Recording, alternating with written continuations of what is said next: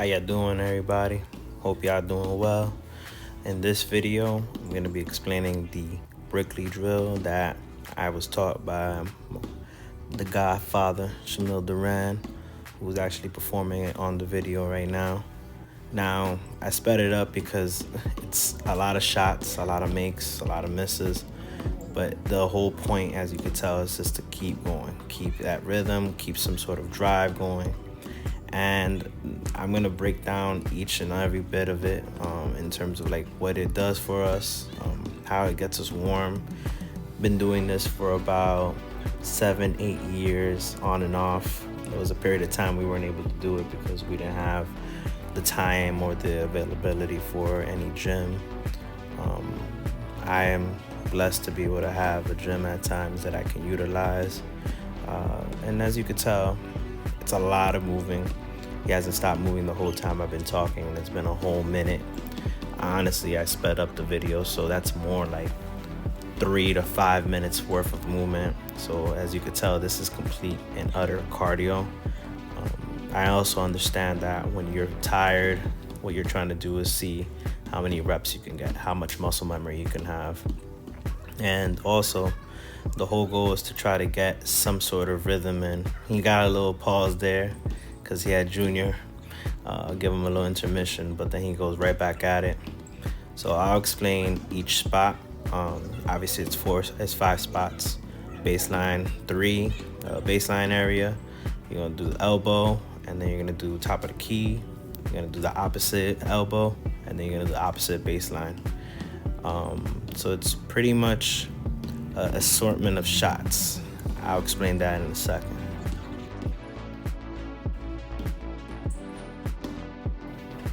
I think at this point, fatigue does set in. Also, the fact is this is straight cardio, muscle memory. Everything works in conjunction with your body. If you feel it, you know you're gonna burn. Just get through it. Eventually it will end.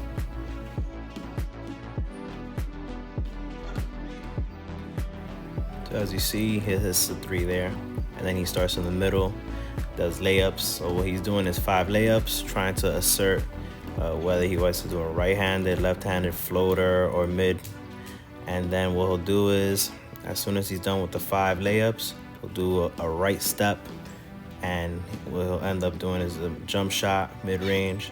He'll do a left step and mid-range jump shot. And what his goal is to do is 3 on each side, which is a total of 6. Just keeping a rhythm, just keeping it going. As you could tell, he starts getting into the rhythm, and then he just starts shooting it. Pretty much it's just cardio. And then on top of that, you have to make 5 threes. So it's a total of 5 layups, 6 mid-range jump shots, and 5 threes. So you do that for 5 different points on the basketball court, half court, obviously, because if you do a full court, you're really asking for trouble there. I'll put up a map of the court so you could understand at the end, and then you could use that as some sort of baseline tutorial so that you can understand how you get to do this.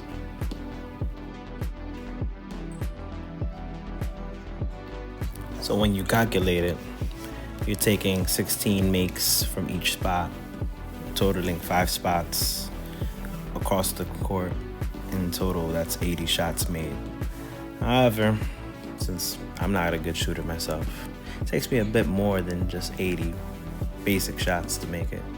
However, at the end of the day, I know one thing, that doing this workout, doing this cardio conditioning, shooting, has helped me overall understand what places in the court I feel most comfortable letting a shot go. Obviously, the whole goal is to be able to just shoot from anywhere. But at the end of the day, you need to make sure that you're able to shoot from all parts of the court no matter what. As you could tell, Shamil, he goes into a little lull, and then bam, he's gonna start hitting consecutive shots over and over. At the same time, this is cardio. At the end of the day, if you're not in shape, it will get to you and it will show. But this game is all about rhythm. He hit 3 straight threes at that point, and as you could tell, he was in a little set. Then you have to change it up again. You have to do the layups. Got a little intermission by Junior there, and then he goes harder by just trying to make sure that he gets some dynamic movement in when it comes to his layups. Nobody's perfect with this. Now, years ago, I would say that there was a point in time that this was a flawless workout by him. But, my man's a father, a godfather. It's 4 kids, so things happen, life happens. But this always brings us back to the game that we love and the game that we appreciate.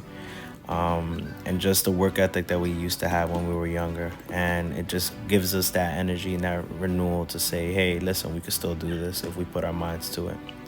As you can tell, he's getting a little rhythm, 2 straight shots.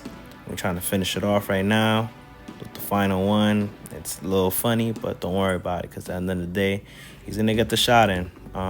It just takes longer than we anticipate. The whole point is to get the reps in. Once you get the reps in, everything else just goes. Also me with my bad passing, because the passer has to be, good enough to be able to get that in for him. And you'll see eventually it's going to go 3, 2, 1, good. So you can tell that I carefully crafted this chart here, and it's just the spots, baseline, elbow, top of the key, elbow again, and then baseline, and 3 different spots that you can utilize and just use as a rhythm. Honestly speaking, the total is going to be 80, but if you want to go for more, you can. Do the work, and it will show in the games. Thanks, and see y'all later.